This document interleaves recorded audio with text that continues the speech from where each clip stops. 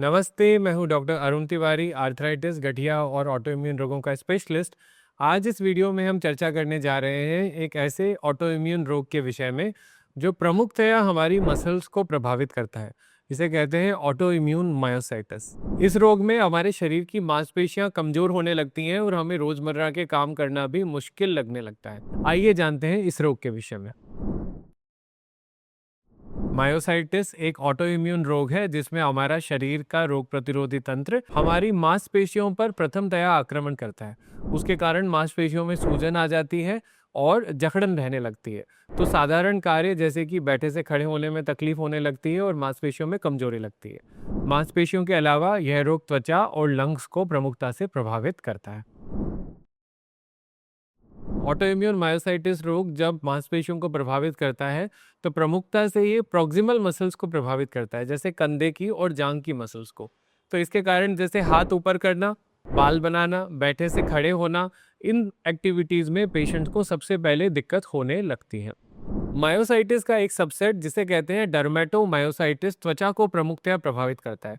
इसके कारण त्वचा फोटो सेंसिटिव हो जाती है, अर्थात कि धूप में जाने से त्वचा पर चकत्ते पड़ने लगते हैं। इसके सबसे क्लासिकल साइन होते हैं आंख के चारों तरफ रहने वाली सूजन और पर्पल कलर के रैशेस, उंगलियों में नकल्स पर, कोहनी या घुटनों पर होने वाले रैशेस, और ये रैशेस धूप में जाने से बढ़ जाते हैं। मायोसाइटिस के पेशेंट बहुत ही एक्सट्रीम फटीग या थकान अनुभव करते हैं। मायोसाइटिस के कुछ पेशेंट्स में लंग्स का इन्वॉल्वमेंट बहुत ही गंभीर होता है, जिसे इंटरस्टिशियल लंग डिजीज या आईएलडी के नाम से जाना जाता है। इसके कारण फेफड़ों में सिकुड़न हो जाती है। जब हम सांस लेते हैं तो फेफड़े फूलते नहीं हैं। उसके कारण सूखी खांसी, ठसका बना रहता है, थोड़ी दूर चलने पर सांस फूलने लगती है और कुछ मरीजों में यह समस्या बहुत ही गंभीर होती है। मायोसाइटिस के कुछ मरीज खाना निगलने में डिफिकल्टी को फील करते हैं क्योंकि आहार नाल की मांसपेशियां भी इससे प्रभावित होने लगती हैं।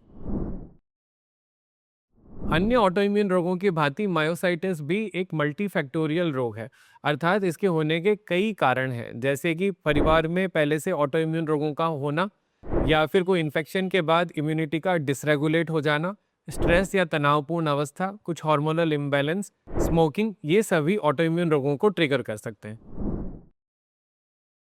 मायोसाइटिस का डायग्नोसिस एक क्वालिफाइड रूमेटोलॉजिस्ट द्वारा किया जाता है। वो आपकी डिटेल्ड हिस्ट्री सुनते हैं, आपको एग्जामिन करते हैं और इंटरनल ऑर्गन्स और मसल्स को असेस करने के लिए टेस्ट करते हैं।